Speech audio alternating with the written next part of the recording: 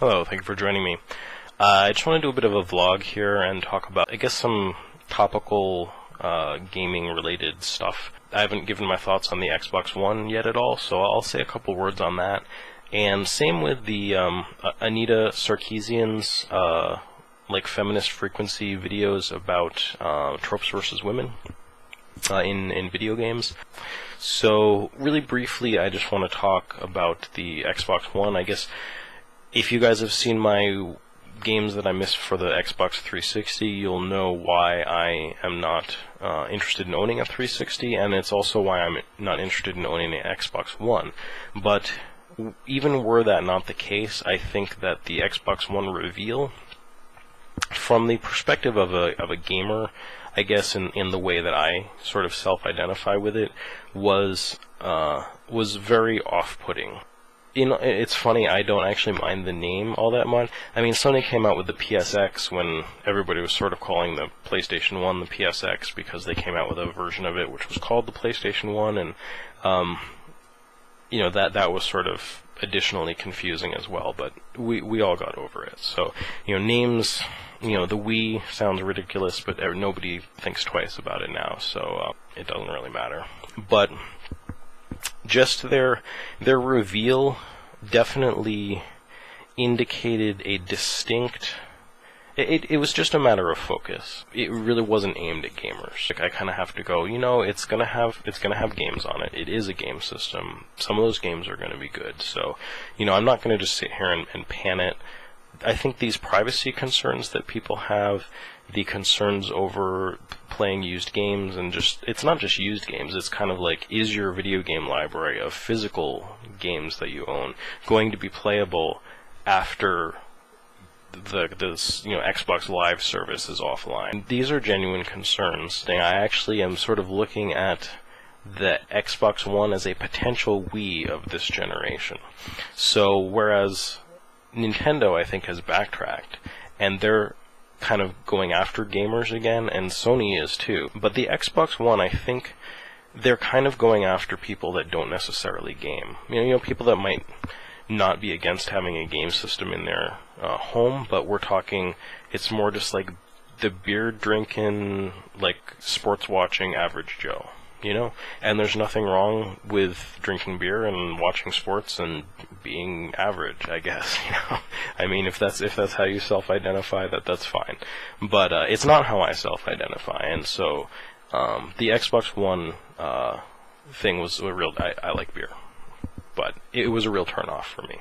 The Feminist Frequency videos, I guess not just in general, but specifically the tropes versus women in video games.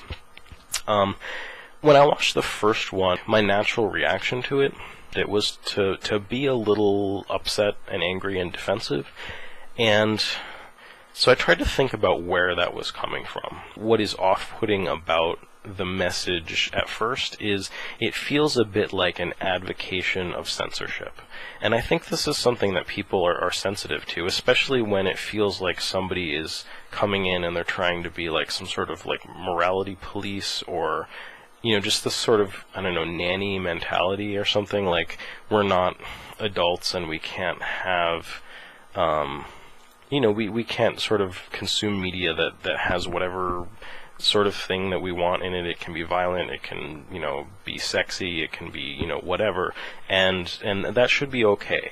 You know, I wanted to really think about the words that were coming out of her mouth and sort of the message, because I guess maybe in college I had a little bit more exposure to that kind of thought, but I really haven't in the years ensuing, so it's interesting to me. It's really interesting to hear some sort of an opinion that I don't ever really hear.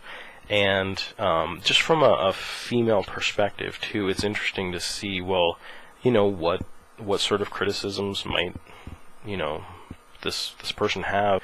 Really, her strength is when because she does this very deliberately and thoughtfully, I think, is she stops and she addresses people, I think, specifically that might be feeling these reservations about what she's saying, and you know, so she clarifies. And I think when she stops and she clarifies and she sort of addresses those concerns, I think are the times when it's most effective, and I really it's helped me to kind of hear what she's saying, which I think is not so much that, hey, we need to censor things and we need to sanitize things, but more along the lines of like, hey, I mean, we don't look back now and go, you know what, I miss the days when we had cigarette ads in comic books. You know what I'm saying? And we stopped that, you know?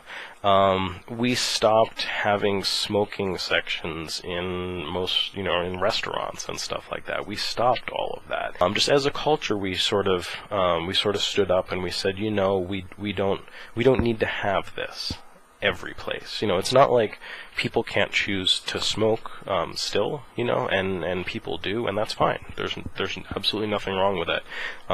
You're an adult and you have you're empowered to make that decision. But it doesn't mean that it has to be kind of ingrained in widespread mainstream culture anymore. And I think that's the same sort of message that those videos are bringing, is like, you know, look, here's something where we have these themes that are showing up in a lot of video games, this masculine storyline that's kind of repeated, that sort of features disempowering of women and violence against women and et cetera, and it's not, I like that she basically says, you know, we can enjoy media kind of for what it is, and we can also look at it critically at the same time. And those things don't need to be mutually exclusive. I think it really fits in with a philosophy that I've had recently of trying to think of myself as living in this 200% universe. One thing can be true and another thing can be true, and they might seem mutually incompatible, but they can kind of both exist at the same time, and not just exist at the same time where it's like one thing is you and one thing is me, but they both exist in me at the same time. You know, it's sort of that yin and yang thing. That is okay. I think it's a hard thing to accept, but when you start to accept that, you sort of go, okay, like, there's really nothing wrong with enjoying whatever it is that you enjoy and having a dialogue about, is this kind of systemic through the entire system, like, why is it like this? And that's okay to point out, I think, and I think that's what she's doing. So I really appreciate that. So I'd encourage you guys, you know, if you haven't seen those videos, to check them out and keep an open mind and just, you know, think about that for yourself. I will admit that it had me a little bit paranoid when I started watching some Ghibli movies again. I got on Blu-ray. I got Laputa Castle in the Sky and Nazca and the Valley of the Wind, and I started applying the Bechdel test to them, and I started thinking about some of that stuff, and I started getting upset too, because I was like, oh no, like Laputa, it's not even Sheeta's story really. She's almost there to motivate Patsu in his story, kind of like completing the ambitions of his father. Specifically those, for instance, are something that I have reminded myself it is okay to enjoy, regardless of how, I guess, how empowered the female lead characters in those are or aren't. But it's an interesting thing to think about. So anyway, that's all I wanted to talk about. I think I went on longer than I intended to. So thank you for joining me. I will be back again with some more Japanese video gaming related videos. So thanks for watching.